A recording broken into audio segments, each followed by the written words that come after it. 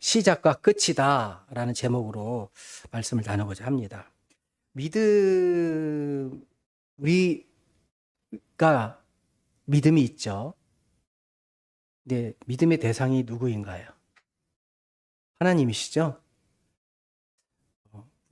세상 사람들은요, 싸움 잘하는 사람은 자기 주먹을 믿어요. 그죠? 제가 어릴 때, 하나님 모를 때 그랬던 것 같아요. 저는 부끄러운 과거를 잠깐 얘기를 하면요. 초등학교 입학하는 날 싸웠어요. 옆에 친구랑. 때렸어요. 그날부터 찍혔죠. 그리고 생각해보면 하루 건너 하루를 싸운 것 같아요. 제가 어릴 때는 힘이 좀 셌었어요. 그런데 물론 이제 교회는 다녔어요. 믿음은 없었겠지만. 근데 4학년 때 어떤 친구랑 이제 싸움이 붙었는데 제가 맞았어요. 그때 느낀 거예요. 아, 나보다 싸움 잘하는 사람이 있구나. 그때부터 저는 싸움을 안 하는 거예요. 점점점 줄게 됐는데 그 친구는 저한테 이겨가지고 깡패가 됐어요. 농담이 아니라 진짜 깡패가 돼서 고등학교 졸업하니까 감옥에 갔더라고요. 그 정도로. 근데 뒤에 나중에 생각해보니 그 친구한테 고마운 거예요. 그 친구한테 어찌됐든 그날 불주사를 맞았고 그 다음날 이렇게 부어있는 상태에서 여길 차더라고요, 발로.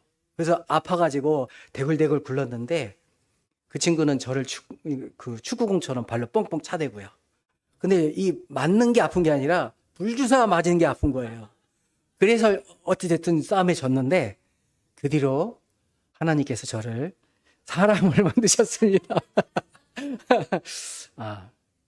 근데 그 전에는 교회는 다녔지만 믿음이 뭔지 몰랐던 것 같아요. 오늘 본문 말씀에 믿음이 없으시는 하나님을 기쁘시게 할 수 없다. 또 하나님께 나아가는 자는 뭘 믿어야 돼? 그가 계신 것. 그리고 그가 자기를 찾는 자에게 상 주시는 것. 이것을 믿어야 된대요. 그때 제가 하나님께 구원을 받지 않았나. 그래서 얼마나 감사한지 그 친구한테 미안하고 그렇습니다.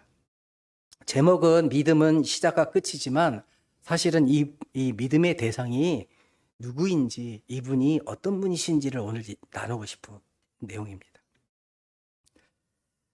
오늘 본문 말씀, 지금 읽었던 이 말씀은요, 크게 두 가지로 나눌 수 있어요. 정리해 보면요. 문장이 두 가지 문장인데, 믿음이 없이는 기쁘시게 못한다. 이게 첫 번째예요. 하나님께 나아가는 자는 반드시 믿어야 한다. 누구를요? 뭘요? 하나님을요. 하나님을 믿어야 되는데 하나님이 계신 것을 믿는 거예요. 그 다음에 계신 것과 함께 나에게 상 주실 것을 믿어야 하는 거예요. 우리가 하나님 복 주시옵소서 이렇게 기도하면 기복신앙이다라고 얘기를 하잖아요. 기복신앙일 수도 있어요. 그것만 바라면요. 그런데 분명히 성경에서는 상을 주신다고 말씀하셨단 말이에요.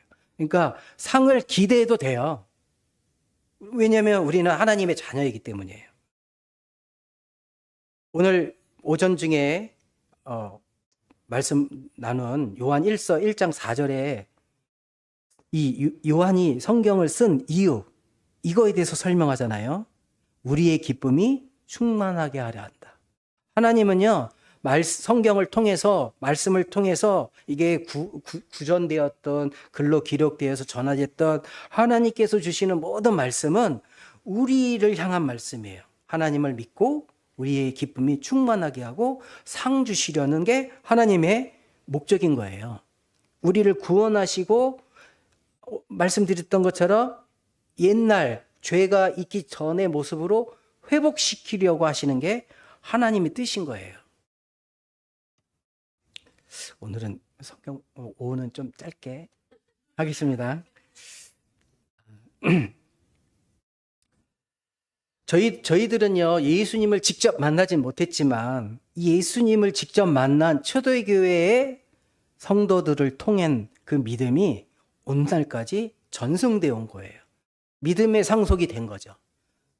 예수님께서 물론 훗날 언제 오실지 모르지만 재림하실 걸 전 믿어요.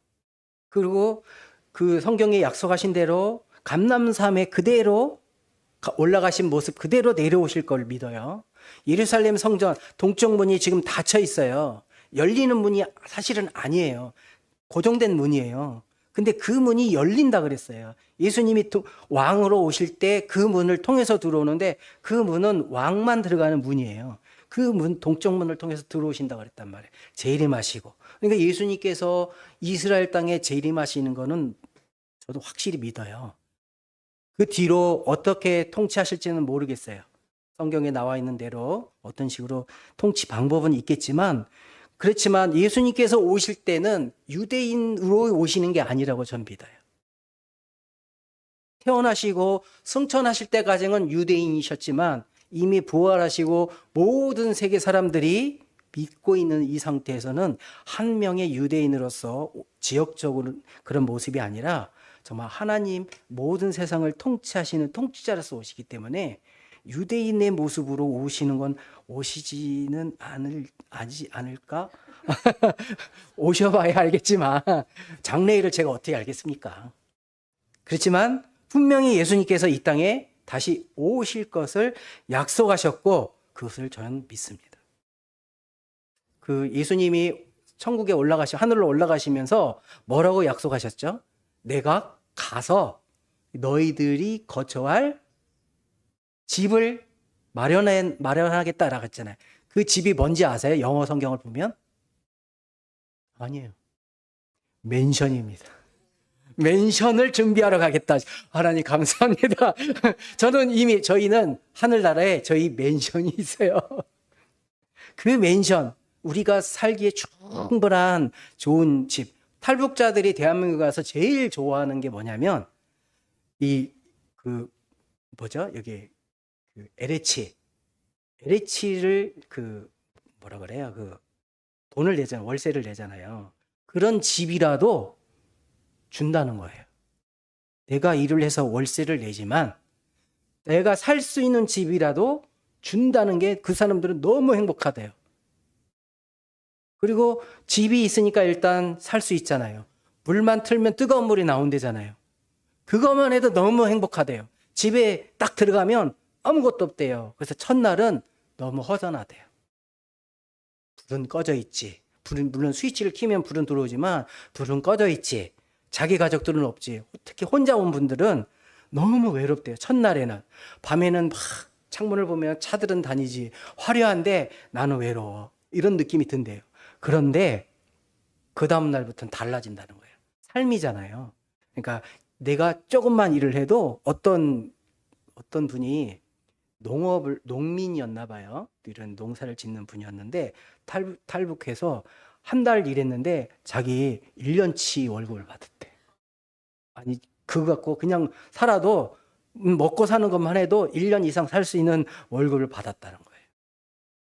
그러면서 대한민국이라는 나라가 내가 노력하면 살 수 있는 나라구나. 이런 기회가 주어지는구나. 라고 느껴진다는 거예요. 근데 우리는요. 하나님 나라 가면 그냥 월세 안 냅니다. 예수님께서 준비해 주신다는 그 맨션에 사는 거예요. 하나님과 동일하게 동거하며 하나님과 함께하며 사는 게 예수님께서 준비하시려고 하는 곳이에요. 그래서 예수님이 오시는 날을 아주 저는 기대합니다. 이 예수님의 복음을 예수님을 직접 본 이 초대교회 사람들이 전해줬단 말이에요. 근데 우리는 이 시간이 지나면서 교회가 정치와 연결되고 그 정치 위에 쓰고 나라를 다스리려 하다 보니까 옆으로 딴 길로 간 거예요. 근데 지금 우리 기독교, 이게 구교라면 기독교는 어떤 겁니까? 그 초대교회로 돌아가자. 초대교회의 그 믿음을 이어받은 게 지금의 우리 기독교예요. 개신교. 그런데 개신교가 까딱 잘못하면 구교가 했던 실수를 또 범할 수도 있다라는 거예요. 지금 이미 그런 현상이 우리나라에도 나타나고 있어요.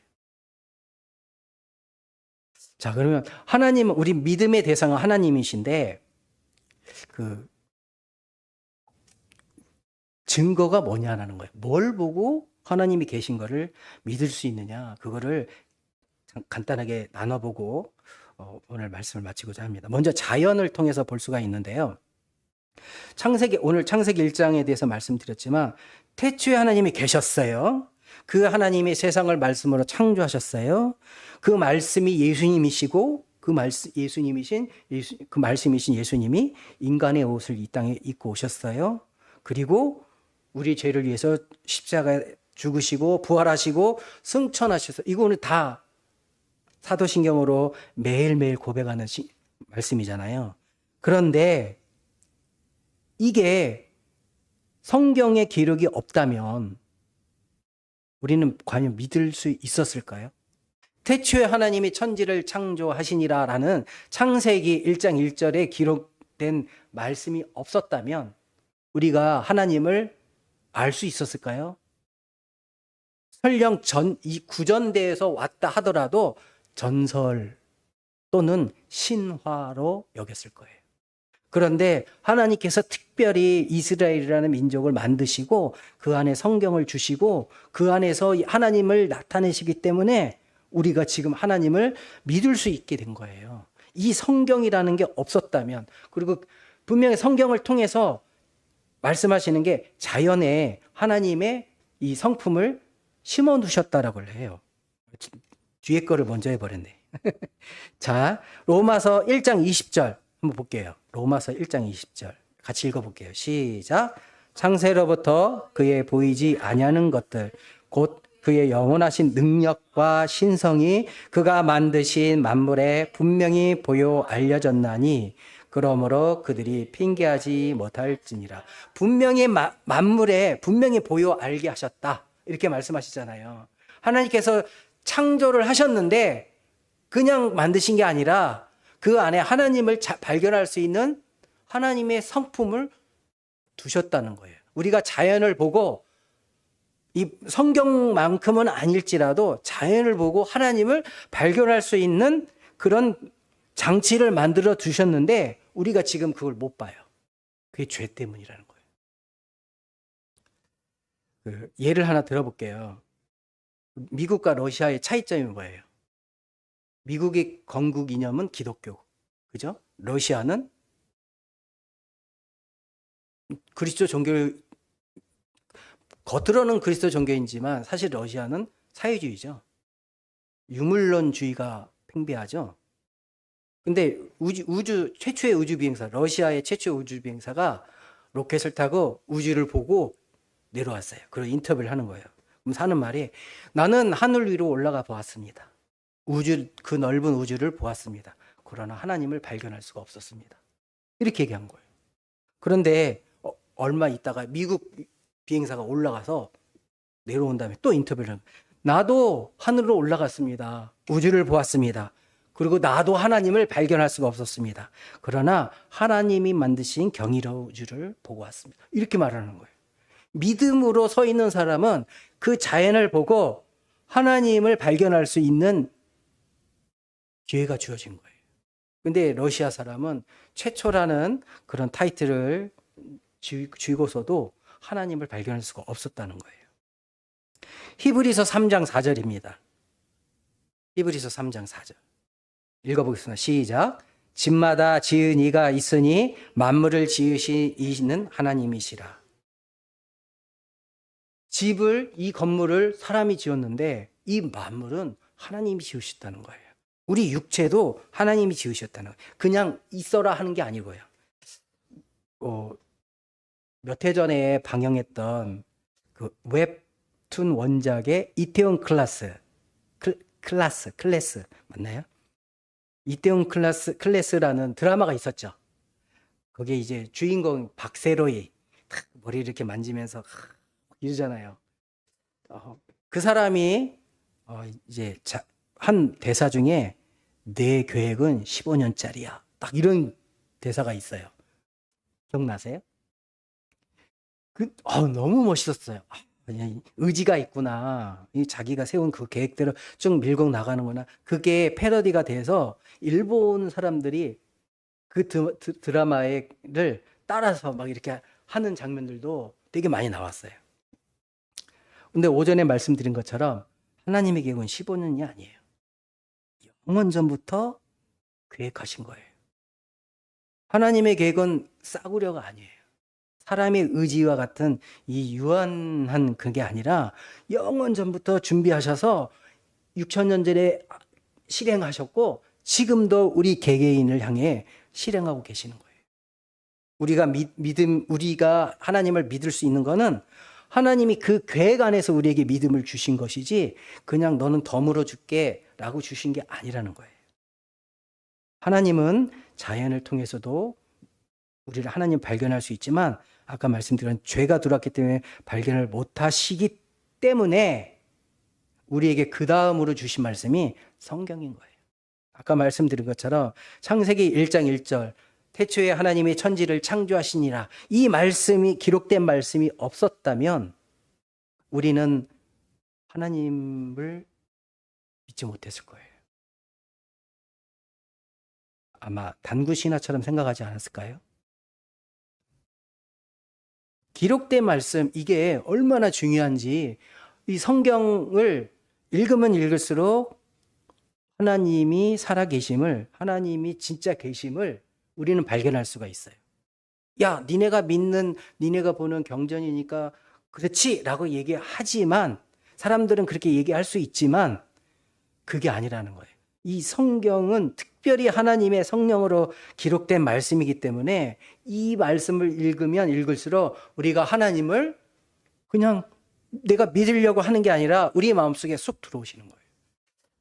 지금 제가 이 손가락을 이렇게 다치면서 일을 하는 회사가 있잖아요. 이제 2달쯤 됐나? 3달쯤 됐나? 너무 스트레스가 되는 거예요. 몸은 힘들고 스트레스가 돼가지고 정신이 없었어요. 근데 집에 와서 우리 구역장님 아시지만 오늘은 성경 구절이 빵입니다. 막 그런 적이 있었을 거예요. 그럴 때예요. 성경을 전혀 못 읽을 때. 너무 스트레스가 돼서 마음이 힘들고 무거웠어요. 한 2주 정도 계속 된 것 같아요. 그러다가 저녁에 이제 퇴근하고 이제 가족들이 모여서 말씀을 읽게 되는데 이제 그때마다 이제 예배 드리는 방식을 우리가 계속 바꿔서 드렸는데 말씀을 한번 읽자 해가지고 말씀을 읽는데 말씀을 딱 읽는데 편한 숨이 싹 쉬어지면서 편안함이 싹 몰려오는 거예요. 말씀을 딱 읽는데 그래서 이거구나. 내가 대충 읽든 신경 써서 읽든 묵상해서 읽든 이 말씀을 읽지 않으면 우리는 안 되는구나. 이 말씀이 없으면 내가 스트레스가 쌓이고 내가 하나님을 알지 못하는 사람으로 계속 달려가는구나라는 것을 알겠더라고요. 우리 믿는 사람, 특별히 하나님을 믿는 사람들, 성령님을 받은 우리들은요, 이 말씀이 없으면 안 됩니다.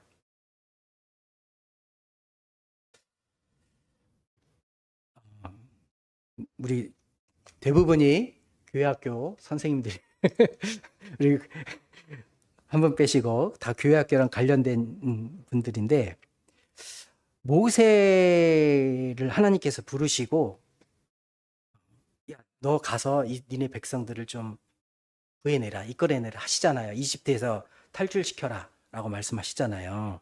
근데 모세가 하나님 전 못 갑니다 라고 버텨요. 계속 버티다가 너 혼날래? 하나님이 그러시니까 이제 마지못해 알겠습니다 하고 가기로 해요. 근데 한 가지 물어봅니다. 근데 하나님이 저를 불러주셨는데 이스라엘 백성들에게 가서 내가 하나님을 만났다 하면 그들이 믿겠습니까? 하나님의 이름을 알려주세요 라고 하자. 하나님 뭐라고 알려주시죠? 나는 스스로 있는 자다 이렇게 하시잖아요. 영어 성경에는 I am who I am이잖아요. 근데 스스로 있는 자. 근데 I am who I am. 이 말을 우리가 해석하기가 어려워요, 사실은. 어려우니까 스스로 있는 자, 우리가 아는 믿음이 있으니까 스스로 있는 자 이렇게 해석을 했지만 I am who I am. 저도 처음에 I am who I am이라는 말을 읽었을 때 이게 뭐라고 해석해야 되나라고 생각이 들었어요. 근데 이 말이 스스로 있는 자, 이 말이 나중에 유대인들이 뭐라고 부르죠? YHWH 알파벳으로 쓰면 YHWH 야훼, 여호와. 우리 교회학교에서 들었죠. 저 나눈 적인데 Y는 손, 못인가 손인가. H는 눈이요, 보다예요. 그 다음에 W가 손과 못이에요. 하여간 제가 뭐가 못인지 모르겠는데 Y와 W가 한쪽은 손이고 한쪽은 못이에요. 그리고 H는 보다예요. 그러니까 그 말을 조합해 보면 손을 보고 못을 보라. 예수님이 십자가에 박히실 그 손을 보란 소리예요. 이게 YHWH, 야훼, 여호와, 하나님께서 이름을 가르쳐 주셨는데 우리는 그 뜻을 나는 스스로 있는 자다라고 말씀을 나눴지만 이 알파벳의 뜻을 찾아보면 손에 박힌 못을 보라라는 뜻이 되는 거예요. 결국 나는 예수다. 이 말인 거예요. 이 세상의 어느 종교 중에 특히 그 종교의 신들 중에 나는 누구다 라고 사람들에게 알려준 신은 없습니다. 그저 이 세상 신들 밖에 나가면 이제 귀신이든 뭐든 이런 걸 믿는 사람들은 왜 그를 믿고 따르죠? 내가 그를 섬기지 않으면 그가 나를 벌하니까. 그 벌받기 싫어서 따르는 거잖아요. 그런데 하나님은 아니시라는 거예요. 너와 내가 교제하고 싶어서, 오늘 본문 말처럼 사귀고 싶어서, 회복하고 싶어서 하나님이 우리를 부르신 거예요. 너 안 믿으면, 너 안 따라오면 때리겠다라고 하시는 게 아니에요. 그런 말씀이 성경에 기록되어 있다는 거예요. 그런 말씀을 계속해서 하나님은 성경 창세기부터 요한계시록까지 반복해서 내가 존재한다, 너희는 알고 있어야 된다라고 계속해서 말씀을 하시는데도 불구하고 하나님 사람들은 거절하는 거예요. 또 우리가 어떻게 하나님을 발견할 수가 있을까요? 기도로, 예배로, 우리 체험으로도 발견할 수 있죠. 하나님을 발견할 수 있는 그 방법이 여러 가지 있지만 오늘 말씀드린 것처럼 자연을 통해서도 발견할 수 있습니다. 성경을 통해서 가장 많이 발견할 수 있고, 그리고 우리 삶, 우리 경험을 통해서 발견할 수 있다는 거예요. 우리가 하나님을 발견하지 못하더라도 이 악한 영을 체험한 적은 있잖아요. 저는 어릴 때 그런 체험한 적이 있거든요. 그리고 제대하고 교회가 운영하는 기도원에 갔을 때 성경에 나온 손 마른 자 나오잖아요. 이런 사람이 왔었거든요. 그 사람을 놓고 막 주위에서 모여서 기도하는데 이 기도해 주시는 분이 때리지도 않았어요. 그냥 이렇게 터치죠. 그렇게 기도하는데 처음에 많은 사람들이 모여서 함께 기도하는 거예요. 우리가 함께 기도하자. 저 귀신을 쫓아내자. 막 기도하는데 한 10분 지났나? 이 사람 누워있는 사람이 소리를 막 질러요. 이 사람이 기도해 주는 건데 왜 때리냐고 이렇게 기도하니까, 소리 지르니까 그때부터 사람들이 기도를 안 하고 뒤에서 쑥덕거려요. 그러면서 나중에는 그 기도원에 경비 집사님이 들어오셔가지고 이분을 데리고 나가는 거예요. 끌고 나가는 거예요.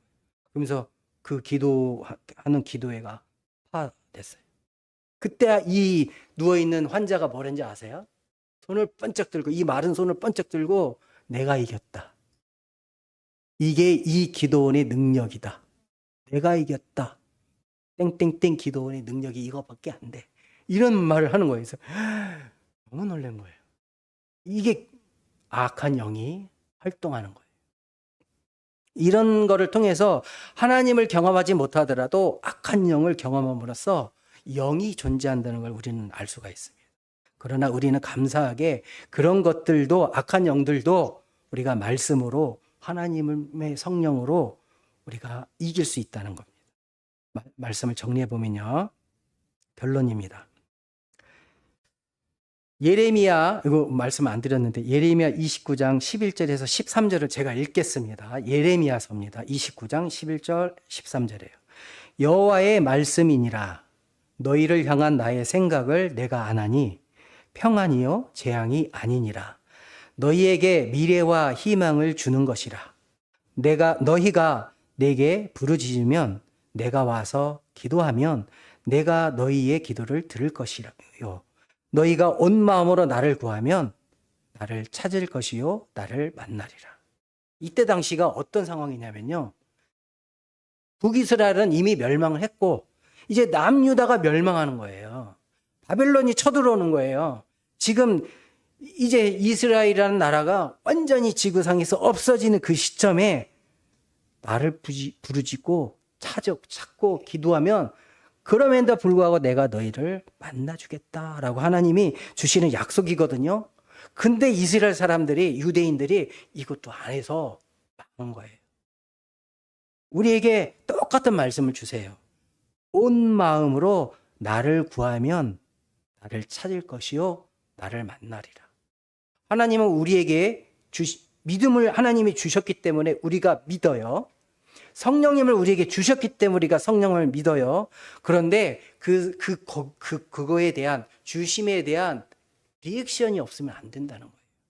하나님이 주신 그 선물을 감사합니다 하고 내가 받아들이고 반응을 해야 한다는 거예요. 이게 없다면 그냥 흘러가는 것밖에 안 돼요.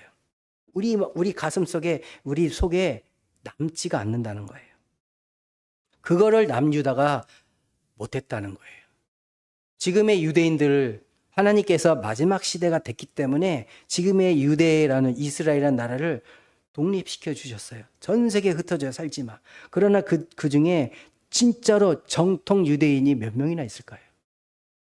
지금의 유대인의 수상이죠? 동양인인가요? 지금의 유대인의 수상. 아니죠. 서양인에 가깝죠. 셈족은 우리랑 같은 얼굴을 가져야 돼. 진짜 오리지널 이스라엘 사람들은 저희랑 똑같아요. 그런데 지금의 정치인들, TV에 나오는 사람들 보면 동양인이 아니에요. 이런 색깔이 틀려요. 백인에 가까운 사람들이 정치를 해요. 그러면 이 사람들은요, 우크라이나나 동유럽이나 서유럽 이런 데 살던 사람들이 와서 오랜 시간을 걸치면서 이렇게 자리를 잡은 거예요. 진짜 오리지널 유대인들, 이 사람들은 많지 않다는 거예요. 그럼에도 불구하고 하나님이 그 유대를 회복시켜 주신 것은 이스라엘 땅을 지금의 똑같은 지역에 언제 멸망해서 586, 기원전 586년에 멸망해가지고 우리나라가 독립하는 해에 독립했어요.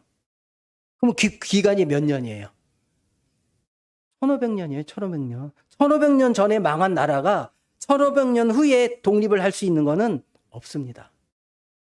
그런데 똑같은 땅에 똑같은 이름으로 독립했다는 거예요.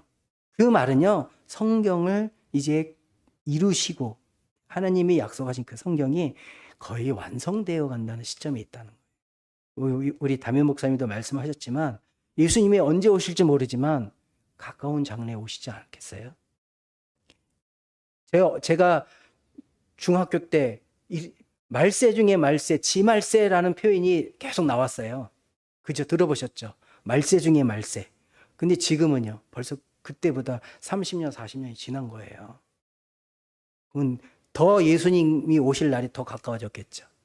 세상 사람들은 하나님을 향해 나아가는 게 아니라 하나님의 반대되는 방향을 향해 정말 전력 질주하고 나가고 있거든요. 우리나라도 우리 지금 찬석이 보라가 여기에 앉아서 예배를 드리지만 이 아이들이 성인이 되고 또 그 다음에 자녀가 태어난 그 다음 세대에는 정말 눈 씻고 찾아봐도 하나님을 믿는 사람들이 없을 수도 있어요. 유럽 교회처럼 교회는 있는데 사람이 없는 교회가 태반일 수도 있어요. 우리가 하나님을 향해 하나님이 계시다는 것을 온전히 믿고 자연을 보고도 발견하고 성경을 보고도 발견하고 내 체험을 통해서도 발견해서 이 믿음을 우리가 지키고 우리 다음 세대에 전하는 것이 우리에게 주신 사명이 아닌가 싶어요. 늘 이 믿음으로 살아가시는 저와 여러분들이 되시기를 주님의 이름으로 축원드립니다. 기도하겠습니다. 할렐루야. 은혜가 풍성하신 하나님, 은혜를